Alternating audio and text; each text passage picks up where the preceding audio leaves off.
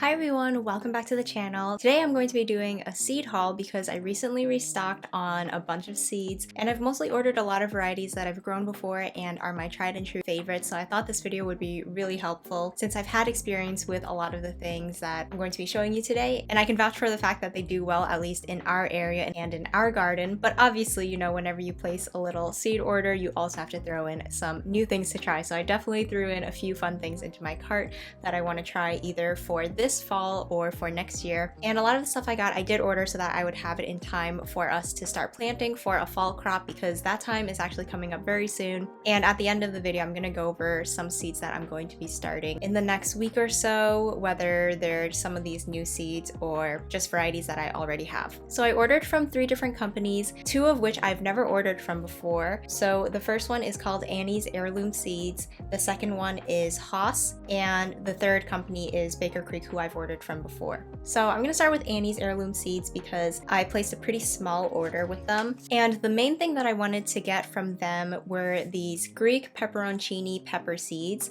I've been looking for these in stores this spring. Some people said that they were able to find pepperoncini seeds at their local Walmarts or Home Depot or Lowe's, kind of like a big box store, but I have not been able to find it at any of our stores nearby, so I decided to just go online and order it. And I didn't find that many websites that had pepperoncini seeds, but Annie's was one of them, so I decided I would just try them out. And I did really want to grow these peppers for this year, but at this point it's too late, so this is going to be for next year. I just wanted to make sure that I had these seeds ready for next spring, because peppers do need to be started pretty early on, and I don't want to have a situation where I forget about it and then we miss our window for them. So that's going to be one thing for next year, but I did really want this because we've been really enjoying pickled pepperoncinis, and I would like to can some of those if I can grow these next year. The next thing that I ordered is also a new thing that I've never grown before, and that's fennel. And this is something that I probably wouldn't grow a lot of, but maybe just like a few in the spring and a few in the fall. I think it's one of those vegetables that feels really special because it's not something that people eat a lot of, at least that I know of, and I just think it would be really fun to grow a few of these plants. I also think that the plants will be really beautiful. They're kind of in the same like family as dill, and I think that they'll have like really beautiful feathery fronds. I imagine that butterfly caterpillars will also really enjoy eating the foliage because they usually like eating the leaves of those types of plants. So yeah, that's just something fun that I threw into the cart that I saw that they had.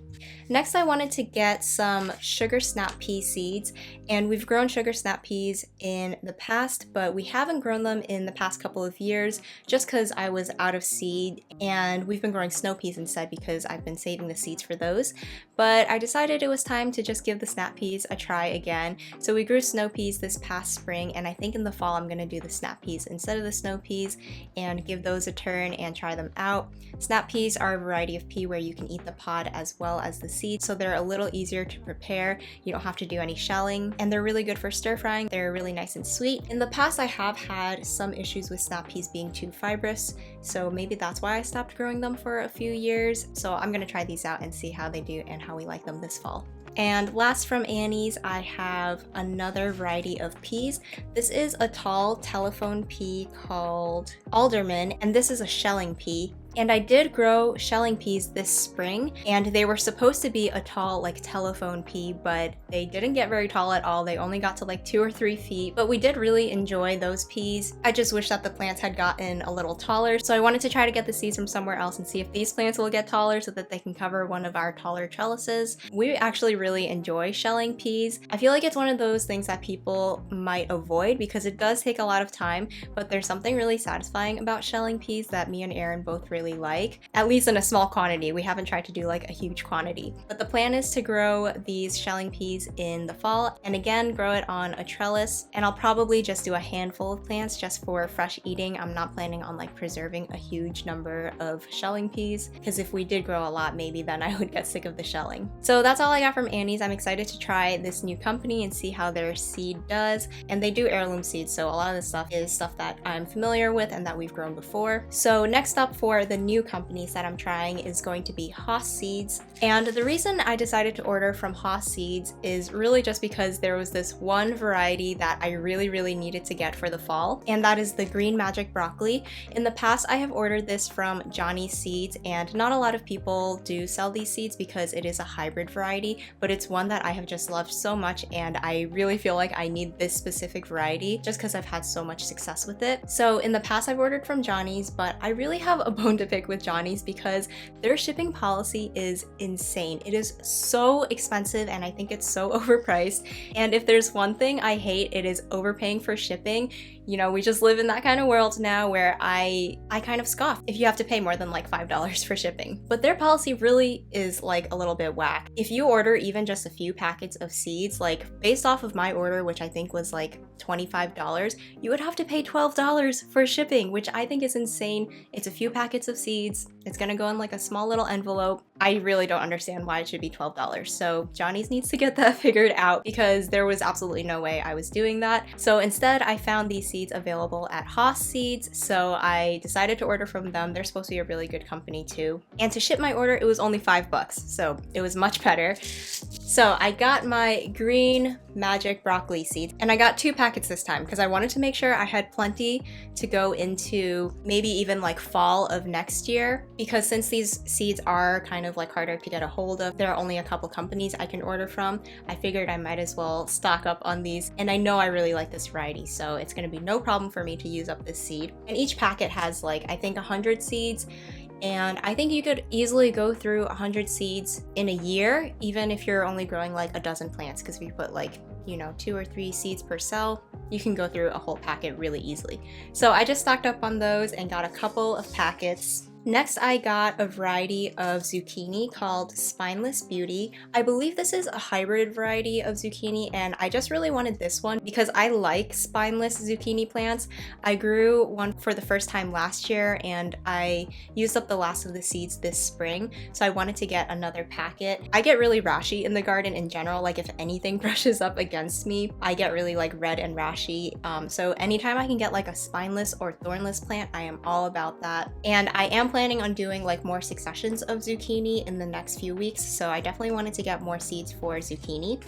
Next up, I got a packet of Provider bush beans, which are just like a pretty standard green bean. I've definitely grown this one in the past, and this is like a pretty standard variety that I know a lot of people grow. It produces really well, and bush beans grow really quickly. And if you saw our last garden tour video, then you know that a deer came into our garden and ate like all of my bush beans. So I definitely will have to plant more beans maybe somewhere else in the garden or protect them. And I was out of like green bean seeds. So I got these from Haas, and one thing I really liked about them is that this packet has 150 green bean seeds, and it was like the same price as other companies that only have like maybe 40 or 50 seeds. So that's pretty amazing. This packet is like filled to the brim with seeds, so really good value. And these are definitely going out into the garden pretty soon so that I can replace the green beans that were eaten. Next up, I got some carrot seeds. I have heard about this variety of carrot before. It's the Bolero carrot, and I've heard that it's really good, and it's also supposed to store really well. So I'm excited to try these out. In the past, I have not dedicated that much garden space to carrots, but I was really happy with the carrots we grew this spring. So now I'm kind of getting into it and thinking I want to grow more. And also, since we are getting goats very soon, I kind of want to plant carrots because I think it would be really fun if we just like pulled a carrot out of the ground and like went and visited our goats and gave them a little treat of a fresh carrot. And I just really like that idea. So I think I'm gonna plant a lot of carrots this fall in the garden, and I'm excited for this Bolero variety. And last up, I got a couple of varieties of tomatoes. These are new ones that I have not tried before, but I have heard a lot about the Super Sweet 100 tomato. I know this is one that a lot of people grow for a really good, reliable, like cherry tomato that produces a lot.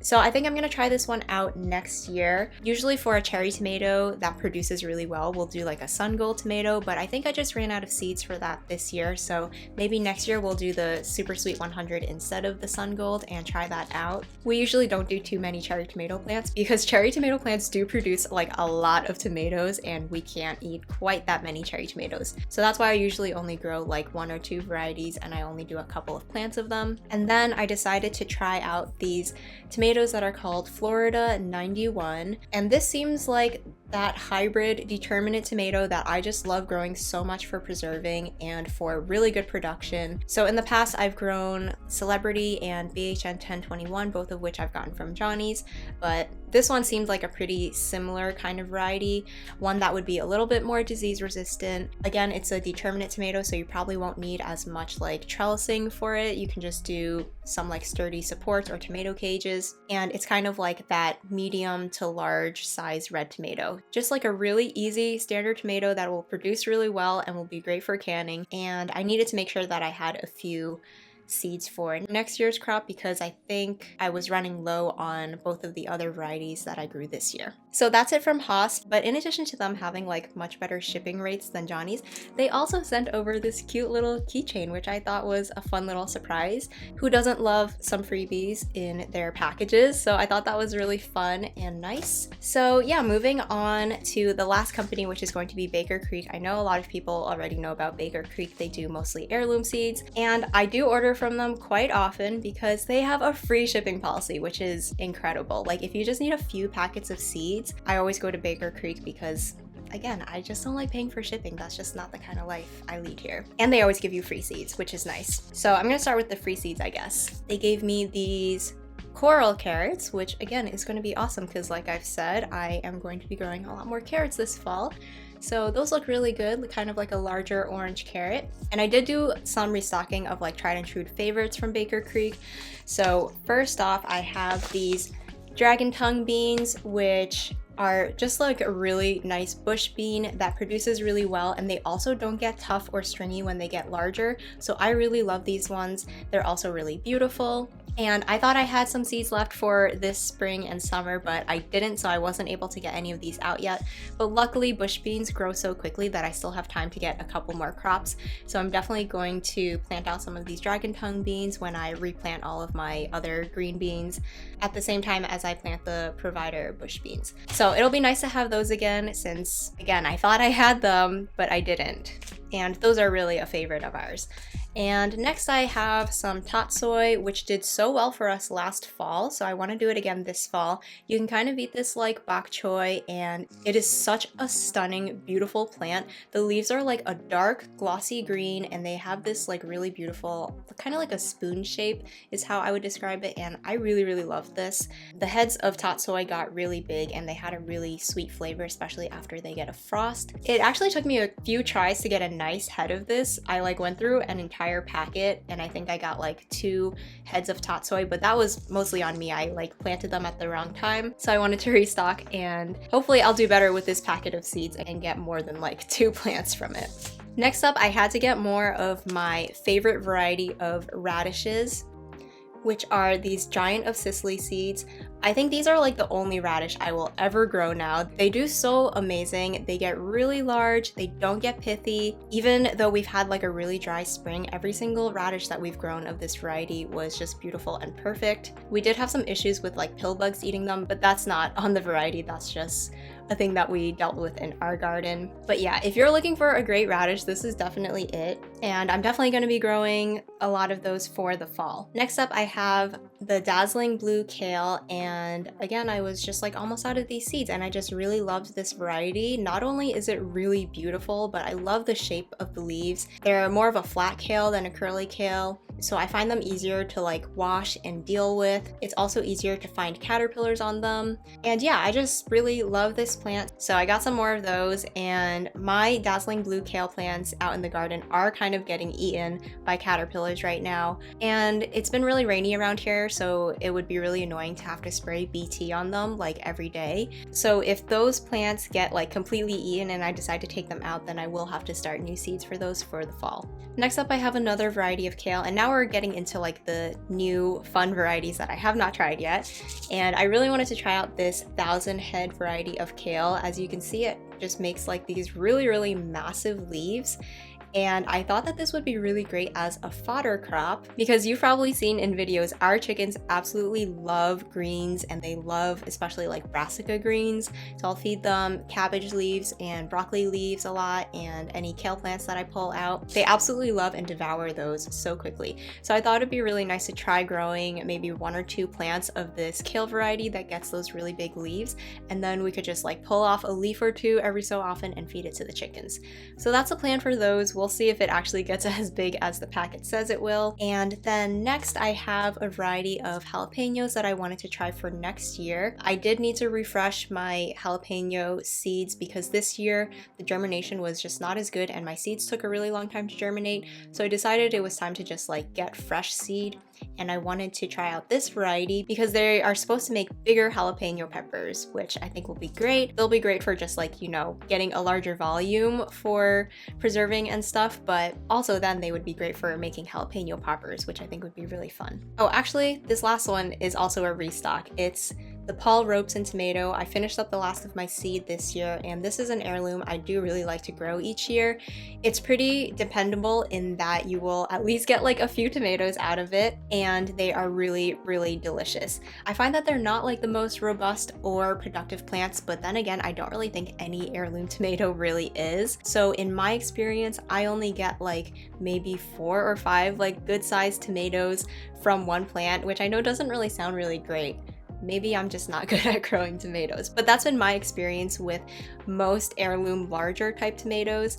But what it lacks in production, it really makes up for in flavor. It's a really delicious complex flavor. A lot of people say it's kind of like smoky, and they're really pretty as well. They're like a really deep orange and green color, which makes them look like almost brown, but in a really pretty way. So yeah, I just wanted to stock up on those because I always like to grow a few heirloom tomato plants each year, even though they don't produce the best and I don't use them for preserving really. They're just for fresh eating. I think you always need to have like a few heirloom tomatoes in your summer garden. So that's it for the seed haul. I think I'm good to go for the fall for this restock, and also a little bit into next year as well. So since I'm talking about seeds, I thought I would go over really quickly the things that I am going to be starting or sowing into the garden in the next week or 2, just so that maybe you can have it on your radar for getting stuff into your garden, because the timing for the fall garden is much more important, I think, than in the spring garden, because you are working kind of with like a deadline of that first frost coming later in the fall or maybe later in the summer, depending on where you are. So for us, it is pretty much time to be starting a lot of the cool crops indoors that are going to be transplanted out in probably around July or August. So a lot of these things are going to be brassicas, and I am going to be sowing new successions of summer crops like the green beans like I mentioned, but for the next couple of weeks my focus on seed starting is going to be on my brassica crops. So first off, I wanted to start these Brussels sprouts, and I really need to get these in ASAP because I think Brussels sprouts do take longer than like cabbage and broccoli. They're probably closer to like 80 or 90 days, I think, and broccoli can be like 50 to 60 days. So I think I need to start these Brussels sprouts like now, and then a lot of the other brassicas I'm going to be starting maybe in a few weeks. So first off, I have the Green Magic, which I just restocked on, and then we're basically just going to be having a whole redo of the spring, and I'm going to be trying out a lot of the same things that I started from seed in the spring, but my plants died, so I don't really have anything to report on like how those varieties did for me this year. But I've shown these 3 in the spring when I started them. I have a bishop cauliflower, a Chinese cabbage, and a red cabbage as well. These are all hybrids. Then I'm also going to be starting a few seeds of this kohlrabi, which did do really well for us this spring. We got a few nice sized kohlrabi from these seeds, and this will probably also be in a few weeks. These are not immediate, but I will be starting more seeds for my beets.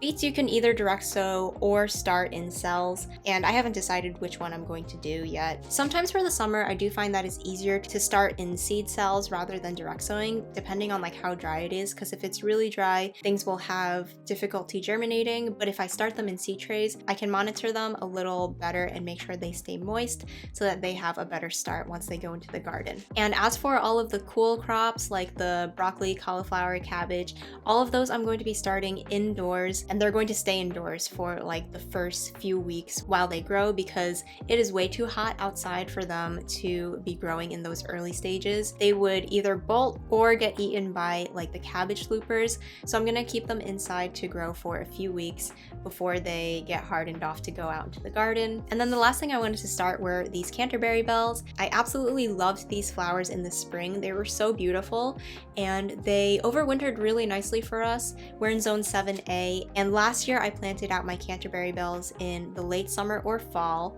They overwintered beautifully and then they bloomed kind of around like May, I think, and they were just so gorgeous. The plants have these like tall spikes of bell-shaped flowers, and I had them in shades of like lavender, white, and a deeper purple, and I definitely want to have those again next year. I think I'll start a bunch of plants and put them like all over the garden because those were really fun. So that's everything I have to share with you today. Lots of talking about seeds, and I'm happy to have lots of my favorite varieties restocked and also have some new seeds to try out. I've learned that varieties of seeds can make like a really big difference. Like one red tomato is not going to be the same as another red tomato, and not all broccolis are the same, not all beans are the same. So hopefully seeing the specific varieties that I really enjoy is helpful for some of you if you're like trying to either start a garden and don't know what varieties to get, or if you just are looking for some fun new varieties to try out. So I hope you enjoyed this video. Thank you so much for watching, and I'll see you again in the next one.